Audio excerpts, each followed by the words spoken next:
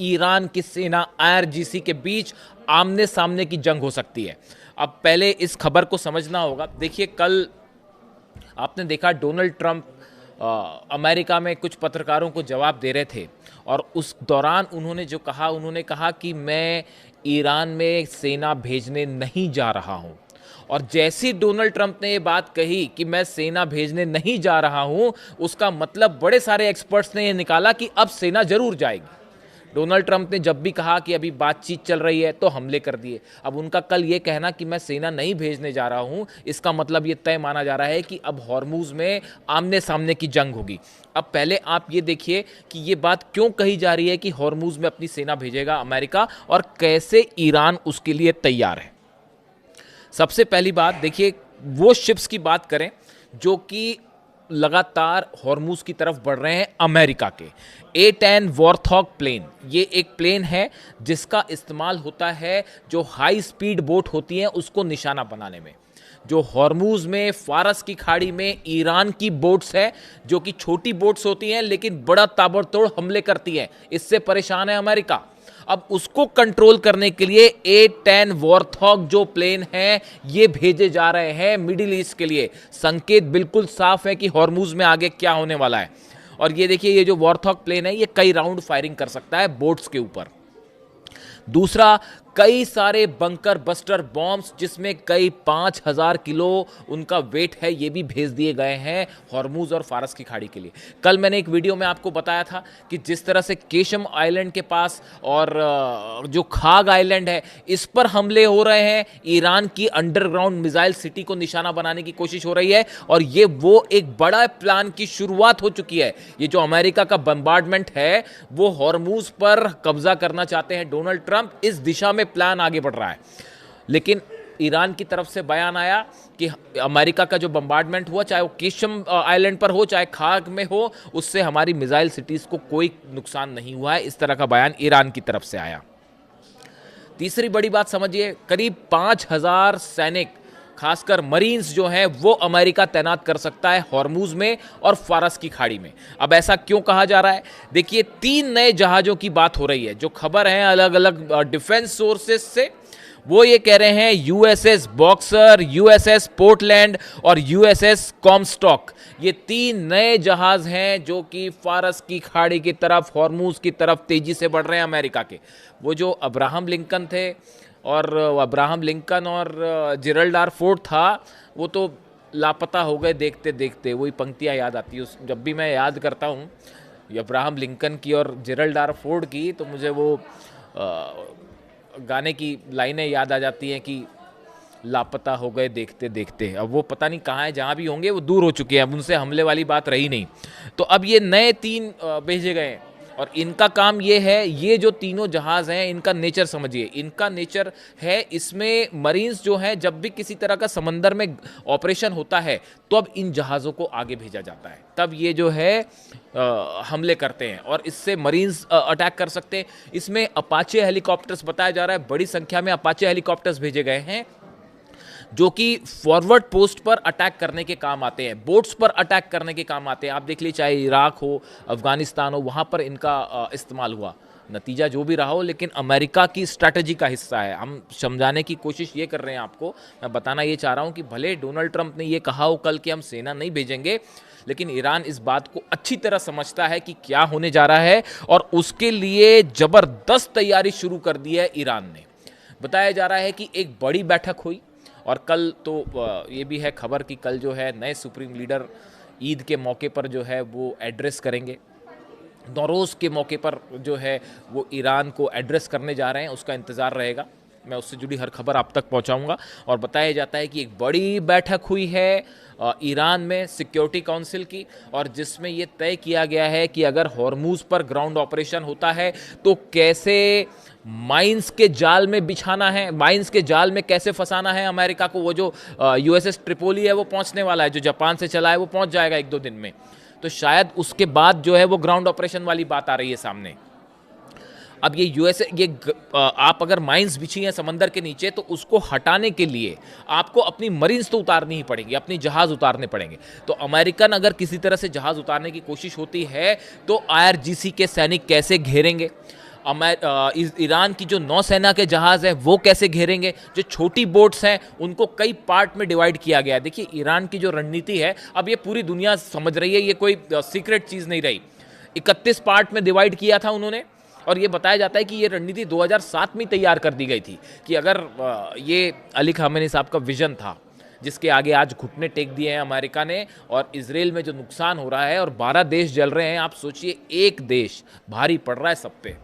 और देखिए आप भी कैसे दुनिया का सबसे बड़ा पावरफुल देश अपने आप को जो कहलाता है वो कैसे घुटनों पे आ रखा है, और एक देश जो है वो चुनौती दे रहा है। इसकी वजह थी एक बड़ी स्ट्रैटेजी अली खामेनी साहब के समय ही तैयार कर ली गई थी कि अगर इसी दिन की तैयारी हो रही थी कि ऐसे हमले होंगे तो क्या करना है। अब वो 31 हिस्सों में ईरान की सेना मिसाइल दाग रही है और कोई रोक नहीं पा रहा, कोई कम्युनिकेशन नहीं है, बस उनको कहा गया है कि हमले करिए, टारगेट तय करिए, हमले करिए, और बाकी मदद जो है नेविगेशन की और सैटेलाइट की कहाँ से हो रही है वो सबको पता है। तो अब ऐसे हालात में ऐसा ही एक प्लान जो है वो समंदर के लिए तैयार किया गया है कि आसमान में तो पीटा ही पीटा है, अब समंदर में फंसाने की तैयारी है जाल में। कैसे छोटी बोट्स अटैक करेंगी, कैसे माइंस के चक्रव्यूह में फंसाया जाएगा, कैसे जहाज़ जो है वो अबू मेहदी मिसाइल जो है, अबू मेहदी मिसाइल का तो अभी असली उपयोग देखना ही बचा है, वो इसीलिए बनाई गई थी, इसीलिए टेस्ट की गई थी कि जब ये जहाज़ आएंगे तो उसको एंटी शिप मिसाइल का असली इस्तेमाल अबू मेहदी का अब दिखाई देगा अगले 2-3 दिन के अंदर आपको। तो एक बड़ा प्लान तैयार है। अलग अलग आइलैंड्स हैं ईरान के, हॉर्मुज़ के आसपास, फारस की खाड़ी में, उन सब पर सेना तैनात है, उन सब पर मिसाइल्स तैनात है, उन सब पर जहाज़, छोटी बोट्स तैनात हैं। और जैसे ही जहाज़ आते हैं उसके बाद आप देखिए हिस्ट्री की सबसे बड़ी जंग देखने को मिल सकती है अगर यहाँ पर अमेरिका ऑपरेशन करता है तो। और कहा यह जा रहा है, जो IRGC की तरफ से कहा गया है कि अगर एक भी विदेशी सैनिक ने यहाँ कदम रखा तो हमारी सेना उन्हें चीर के रख देगी। ये बात IRGC की तरफ से संकेत दिए जा रहे हैं। अब देखिए इसके बीच में दो बड़ी ही अहम बातें हैं। एक तो कल नेतन्याहू ने प्रेस कॉन्फ्रेंस करी, कल मैं बीती रात जो है वो पूरे ध्यान से फॉलो करता रहा, रात भर जितने चैनल से मैंने नेतन्याहू के बयान का एक एक हिस्सा समझा ध्यान से कि वो क्या कहना चाह रहे हैं। पीट हेग्सेथ ने कल प्रेस कॉन्फ्रेंस करी अमेरिका में, उनकी पूरी बात मैंने ध्यान से सुनी। और उसके बाद डोनाल्ड ट्रंप ने क्या कहा मैंने उसको बड़े ध्यान से सुना, उसको एनालाइज किया। तुलसी गबार्ड के भी कल बयान आए। देखिए ये जब बयानों को आप एनालाइज करते हैं तो आपको एक आइडिया मिलता है, एक विजन मिलता है कि अगला क्या कदम हो सकता है। देखिए एक दो चीज़ें बड़ी साफ थी कल डोनाल्ड ट्रंप और नेतन्याहू दोनों के बयानों से। एक बात तो ये साफ है कि बहुत दिन तक अब ये जंग चलने वाली नहीं है अमेरिका और इजराइल के लिए। ईरान नहीं रुकने वाला। ईरान ने तो कह रखा है जब तक सुप्रीम लीडर के एक एक खून की एक एक बूंद का और शहीदों का बदला लिया जाएगा। ये तो ईरान का स्टैंड साफ है, वो कोई जंग वंग नहीं रोक रहे, वो तो पहले सोचना चाहिए था हमले के। अब ये इजराइल और अमेरिका ये इसको कब तक आगे खींच पाएंगे, बहुत ज़्यादा नहीं खींच सकते क्योंकि इकॉनमी में आग लग गई है। ईरान ने पूरी दुनिया की इकॉनमी को हिलाकर रख दिया है, उसकी भी मैं अलग से बात करूंगा। तो उनके दोनों के बयानों से ऐसा लगता है कि इसको बहुत ज़्यादा स्ट्रेच करने के हालात में अब ना अमेरिका है ना इजराइल है। तो हो ये सकता है कि उसके पहले एक बड़ा अटैक की कोशिश हो सकती है। ये एक बड़ा प्लान तैयार है हॉर्मुज़ के लिए कि फारस में कैसे बड़ा ऑपरेशन करना है, इसकी तैयारी हो चुकी है। अब सवाल ये है कि क्या ये हॉर्मुज़ वाला मामला है जो जंग वाला, वो अगले 2 से 3 दिन में साफ हो जाएगा कि वहाँ क्या होने वाला है। अगर आप वहाँ पे ट्रंप ऑपरेशन नहीं करते हैं तो पूरा का पूरा हमला फेल हो गया और ये सीधी हार अमेरिका की और इजराइल की। आप सत्ता परिवर्तन नहीं कर पाए, आप ईरान पर कब्जा नहीं कर पाए, आप मिसाइल्स कह रहे हैं कम होगी। वो कल देखा नहीं आपने कैसे मिसाइल्स, कल तो छोड़िए, आज जुम्मे पे मौके पर, वो मैं आपको इजराइल का अपडेट कल बताऊंगा। आज पूरे दिन भर गिर जाने दीजिए मिसाइल, आज जुम्मा है, जुम्मे के मौके पर जो है धू कर जल रहा है इसराइल, और वो पूरा रात भर का डेटा आ जाने दीजिए। कल सुबह मैं आपको फर्स्ट वीडियो में बताऊंगा इसराइल का क्या हाल हुआ। तो ये जो है, अब आप ये देखिए कि ये जो एक्सपर्ट्स बता रहे हैं कि ये जो मूवमेंट है, जिस नेचर के हथियार और जहाज आगे बढ़ रहे हैं, वो ये संकेत दे रहे हैं कि ग्राउंड ऑपरेशन हो सकता है, किसी द्वीप पर कब्जा करने की इस तरह की बातें आ रही कि खार्क पे कब्जा करना, ये केशम आइलैंड पर कब्जा करने की इस तरह की बातें हो रही हैं। लेकिन कैसे होगी ये बहुत मुश्किल है।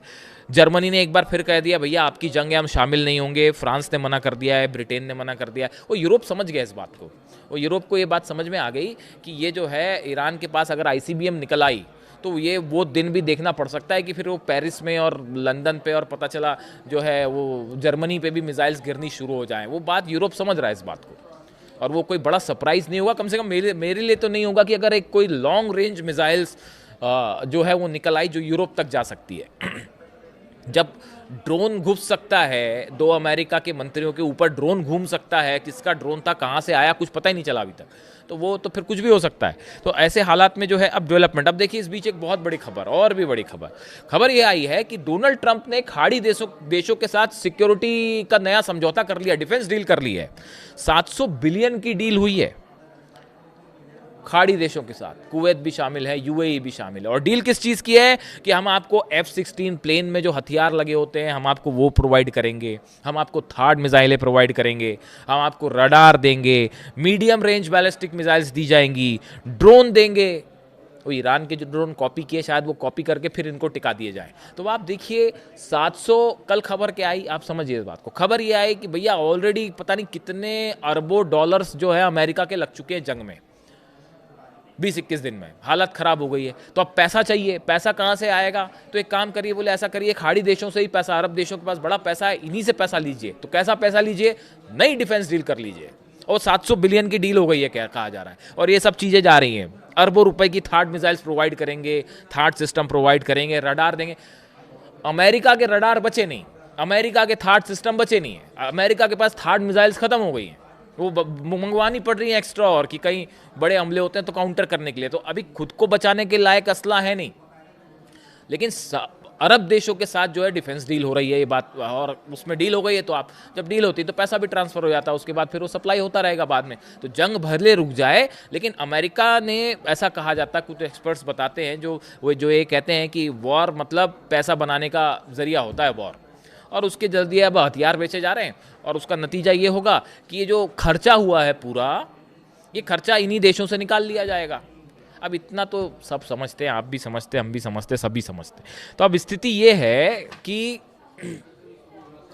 9 देशों पर हमले हो रहे हैं। अभी फिर आज पता चला है कि जो है वो कुवैत में फिर से एक हमला हो गया, और कुवैत में ऑयल रिफाइनरी जो है अल अहमदी रिफाइनरी पर फिर से ड्रोन अटैक हुआ। ये आज की खबर है, जुम्मे की खबर है कि अल रिफाइनरी, भी दोपहर की बात है, जो अल रिफाइनरी अल अहमदी रिफाइनरी है कुवैत की, उसके ठीक ऊपर ड्रोन अटैक हुआ है। 136 शायद 136 ड्रोन गिरे हैं अल अहमदी उसके ऊपर। इसके अलावा आप देख लीजिए कि खबर इस तरह की है कि एक बार फिर से जो है इराक में ड्रोन अटैक्स हुए, यूएई पर भी एक अटैक का दावा किया जा रहा है। कंफर्मेशन आएगा मैं पहुंचाऊंगा आप तक। यानी ईरान तो रुकने को तैयार नहीं है साहब, वो तो उनकी अपनी प्लानिंग है। नए सुप्रीम लीडर ने कहा है कि अगर कोई ये सोचता है कि जब मन में आए तब हमला कर दो, फिर कभी भी सीज फायर कर लो, ये इस बार तो नहीं होगा कम से कम, और खासकर तब जब सुप्रीम लीडर को निशाना बनाया गया। तो अब आप देखिए ये स्थिति है।